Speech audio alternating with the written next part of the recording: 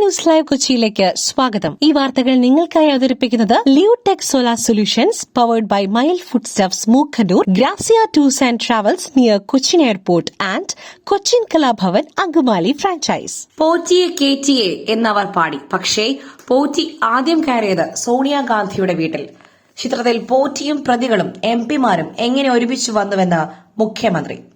തദ്ദേശ തെരഞ്ഞെടുപ്പിലെ പരാജയം, ശബരിമല സ്വർണ്ണക്കൊള്ള, വെള്ളാപ്പള്ളിയുമായി ബന്ധപ്പെട്ട വിവാദം, അടൂർ പ്രകാശിന്റെ ആരോപണം തുടങ്ങിയ വിവിധ വിഷയങ്ങളിൽ മറുപടി പറഞ്ഞ് മുഖ്യമന്ത്രി പിണറായി വിജയൻ മുൻ ദേവസ്വം മന്ത്രി കടകംപള്ളി സുരേന്ദ്രനെ ശബരിമല സ്വർണ്ണക്കൊള്ള കേസിൽ പ്രത്യേക അന്വേഷണ സംഘം ചോദ്യം ചെയ്തതിൽ വിവാദമാക്കേണ്ട യാതൊന്നുമില്ലെന്ന് മുഖ്യമന്ത്രി പറഞ്ഞു. ചില കാര്യങ്ങളിൽ വ്യക്തത വരുത്തുവാനാണ് SIT ചില ഇടപെടൽ നടത്തുന്നതെന്നും അന്വേഷണത്തിന്റെ ഭാഗമായ ഇത്തരം നീക്കങ്ങളെ സർക്കാർ തടസ്സപ്പെടുത്താനില്ലെന്നും മുഖ്യമന്ത്രി പറഞ്ഞു. മന്ത്രി കെ കൃഷ്ണൻകുട്ടി ഒരു മാതൃകയാവുമോ? ഇനി മത്സരിക്കില്ലെന്ന പ്രഖ്യാപനം ആരൊക്കെ നടത്തും? സംസ്ഥാനത്തെ പ്രമുഖ സോഷ്യലിസ്റ്റ് നേതാവും ചിറ്റൂർ MLAയും മന്ത്രിയുമൊക്കെയായ കെ കൃഷ്ണൻകുട്ടി ഒരു പ്രഖ്യാപനം നടത്തിയിരിക്കുന്നു.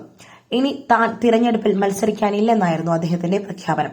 തനിക്ക് പ്രായമായെന്നും ഇനി വിശ്രമം ആവശ്യമാണ് എന്നുമാണ് കൃഷ്ണൻകുട്ടിയുടെ നിലപാട്. ചിറ്റൂരിന്റെ പേരിനൊപ്പം ചേർത്തുവച്ച പേരാണ് കെ കൃഷ്ണൻകുട്ടിയുടേത്. ആദ്യകാല സോഷ്യലിസ്റ്റ് നേതാവ് എന്ന നിലയിലും കർഷക പ്രതിനിധി എന്ന നിലയിലും ശ്രദ്ധേയനായ കെ കൃഷ്ണൻകുട്ടിയും കെ അച്യുതനുമായിരുന്നു ചിറ്റൂരിൽ MLA ആയിരുന്നത്. UDFിൽ നിന്നും A അച്യുതനും LDFിൽ നിന്നും കെ കൃഷ്ണൻകുട്ടിയും തമ്മിലായിരുന്നു ദീർഘകാലം പോരാട്ടം. ഇടവിട്ട് ഇരുവരും വിജയം കൊയ്തു. ശബരിമല സ്വർണ്ണക്കൊള്ള അറസ്റ്റ് മാത്രം പോരാ, തൊണ്ടി മുതലും കണ്ടെത്തണം. ഞങ്ങൾ പറഞ്ഞതെല്ലാം ശരിയാണെന്ന് തെളിഞ്ഞു രമേശ് ചെന്നിത്തല. ശബരിമല സ്വർണ്ണക്കൊള്ളയുമായി ബന്ധപ്പെട്ട് തങ്ങൾ പറഞ്ഞതെല്ലാം ശരിയാണെന്ന് വന്നുകൊണ്ടിരിക്കുകയാണെന്ന് രമേശ് ചെന്നിത്തല. വലിയൊരു കൊള്ളയാണ് ശബരിമലയുമായി ബന്ധപ്പെട്ട് നടന്നിരിക്കുന്നത് എന്നും സ്വർണം വളരെ ആസൂത്രിതമായാണ് വിദേശത്തേക്ക് കടത്തിയിട്ടുള്ളത്, അതിലൊരു സംശയവും വേണ്ടെന്നും രമേശ് ചെന്നിത്തല പറഞ്ഞു.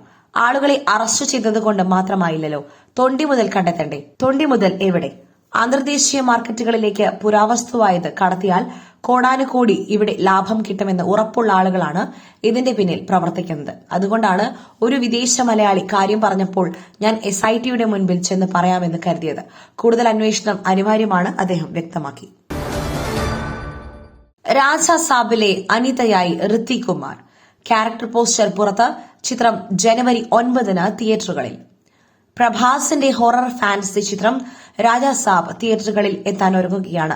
റിലീസിന് മുന്നോടിയായി കോരിത്തെറിപ്പിക്കുന്ന ബ്രഹ്മാണ്ഡ ദൃശ്യവിരുന്നായി ട്രെയിലർ 2.0 കഴിഞ്ഞ ദിവസം പുറത്തിറങ്ങിയിരുന്നു.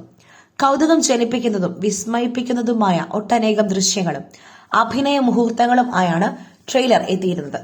ഇപ്പോഴിതാ സിനിമയിൽ ഋത്തിക് കുമാർ അവതരിപ്പിക്കുന്ന അനിത എന്ന കഥാപാത്രത്തിന്റെ ക്യാരക്ടർ പോസ്റ്റർ പുറത്തുവിട്ടിരിക്കുകയാണ് അണിയറ പ്രവർത്തകർ.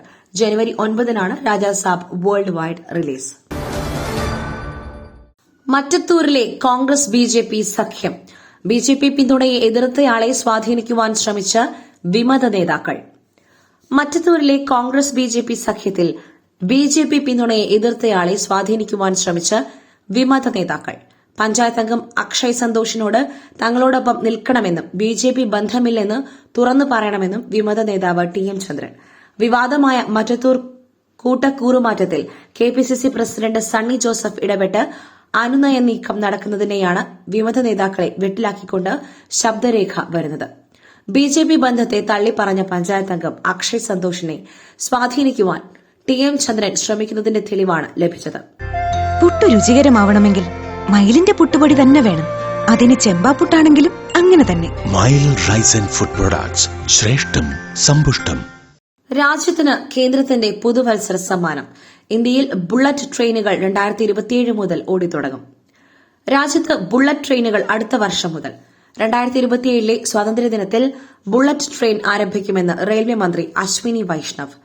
ഗതാഗത അടിസ്ഥാന സൌകര്യങ്ങളിൽ ഇന്ത്യ ഒരു ചരിത്ര നാഴികക്കല്ലിന് സാക്ഷ്യം വഹിക്കുവാൻ ഒരുങ്ങുകയാണെന്ന് റെയിൽവേ മന്ത്രി അശ്വിനി വൈഷ്ണവ് പറഞ്ഞു. മുംബൈക്കും അഹമ്മദാബാദിനുമിടയിൽ 508 കിലോമീറ്റർ ദൈർഘ്യമുള്ള ഈ പദ്ധതി ഇന്റർസിറ്റി യാത്രയിൽ വിപ്ലവം സൃഷ്ടിക്കുമെന്നും യാത്രാസമയം ഗണ്യമായി കുറയ്ക്കുമെന്നും ഇന്ത്യയിൽ ലോകോത്തര ഹൈസ്പീഡ് റെയിൽ മാനദണ്ഡങ്ങൾ അവതരിപ്പിക്കുമെന്നും അദ്ദേഹം വ്യക്തമാക്കി. ബുള്ളറ്റ് ട്രെയിൻ റൂട്ടും ആദ്യഘട്ട ഉദ്ഘാടനവും Mumbai Ahmedabad high speed rail EMA-HSR ഇടനാഴി ഘട്ടം ഘട്ടമായി ഉദ്ഘാടനം ചെയ്യുമെന്ന് മന്ത്രി വൈഷ്ണവ് പറഞ്ഞു. മറ്റൊരു വാർത്തയുമായി കണ്ടുമുട്ടുന്നതുവരെ നന്ദി, നമസ്കാരം.